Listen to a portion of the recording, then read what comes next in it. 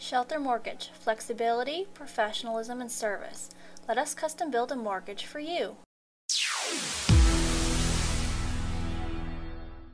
Hello, Prudential sales executives, for our video message of the week. As you can see here, we're upgrading our messages kind of in a short class. We'll still keep it to the 3 to 5 minutes to make sure that your attention span stays focused. All right, today we're going to talk about SMART goals. And the reason we're going to discuss that today is right now you should be working on your plan of attack for 2013. And one aspect of that plan is your goals. Now, we're going to cover SMART goals, and I'm going to go through all of them that make up the acronym SMART, but I really want to cover one main one today, and I'll show you that in just a second. So let's get started. First of all, SMART, S-M-A-R-T. That's what makes up SMART goals. Now, first one, specific. Real quickly, the more specific you are in creating your goals, the more apt you are to do them, and clearly, the more apt you are to understand what you're trying to accomplish. If you go generally on goals, it's not effective. That's why you got to really be tight. Couple other areas. Measurable.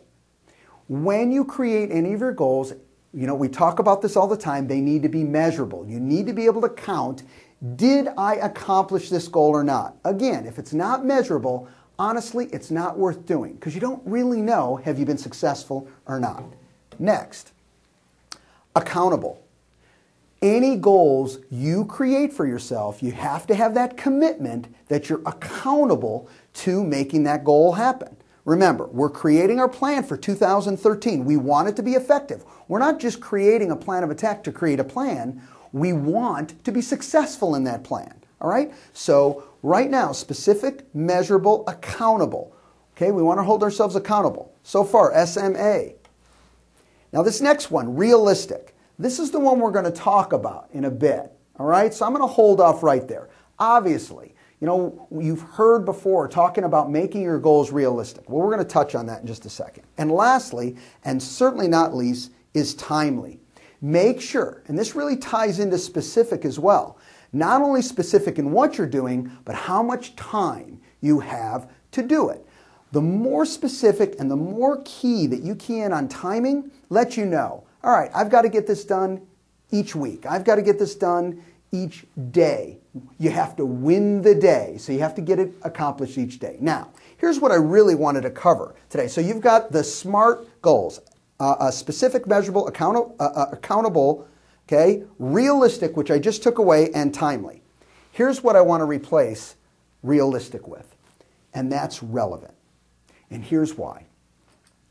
You know, the concept of realistic, to me, does a couple things. First of all, it is great when someone else is creating the goals for you. See, SMART in many ways was created for an employee, a staff type of relationship, because you have somebody else creating those commitments, those demands, okay, and they need to make them realistic so you'll hit them. But it's a little different because you're an independent contractor. You are not an employee, and you're creating these goals for yourself. So I want you to change this idea of realistic to relevant. All right? You know what? What's realistic for one person is not realistic for someone else. The other aspect of it is when we think realistic, I feel it caps us. Think big. You know, I'm not a big Trump fan, but I will say one of the quotes that I saw come across the computer one time, and it was from Trump, and he said, you know what? We have to think every day. We might as well think big. And I agree with that thought process. So what I want the goals to be for you is not only take into account the other aspects in SMART goals, but I want it to be relevant. What makes sense to you? Example. Let's say, you know what? You're on pace to make the money that you want to make, but what you want is more time or more opportunity or more learning, or you want to grow your business in a different direction. That's relevant to you. It doesn't always have to be one thing. You should have these characteristics within the goals, okay? But make sure you have the relevant aspect that ties into you. For someone, it may be specific, a money goal. For someone else, it could be something else. Have a great week, everybody. All right? Get that plan of attack completed because we're planning to have a superb 2013. See you next week. Bye-bye.